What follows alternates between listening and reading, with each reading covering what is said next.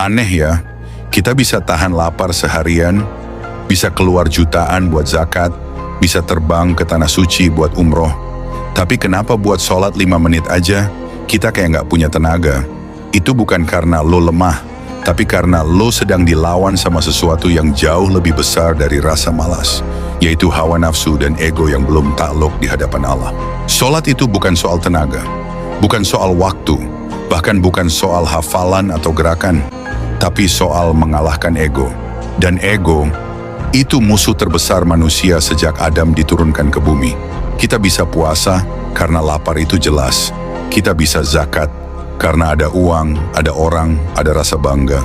Kita bisa umrah karena ada perjalanan, ada cerita, ada postingan. Tapi sholat nggak bisa dipamerin, nggak bisa disombongin, nggak bisa dijual di mata manusia. Sholat itu saat lo sendirian, sepi, cuman lo dan Tuhan lo. Saat lo berdiri dalam diam, lalu bersujud dan nyerahin segalanya, tanpa ada satupun penonton. Dan jujur aja, banyak dari kita takut berdua sama Allah.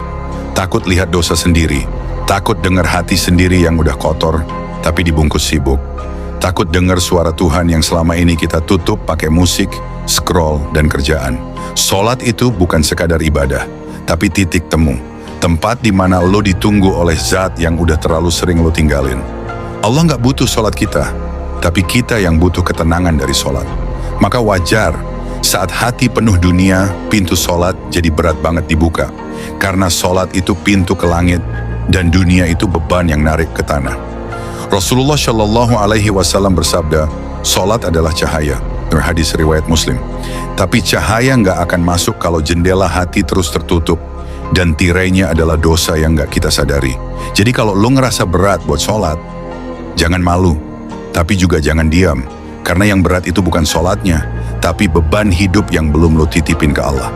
Sholat bukan buat menyiksa lo, tapi buat nyembuhin hati lo yang lelah, kotor, kosong, atau terlalu lama pura-pura kuat.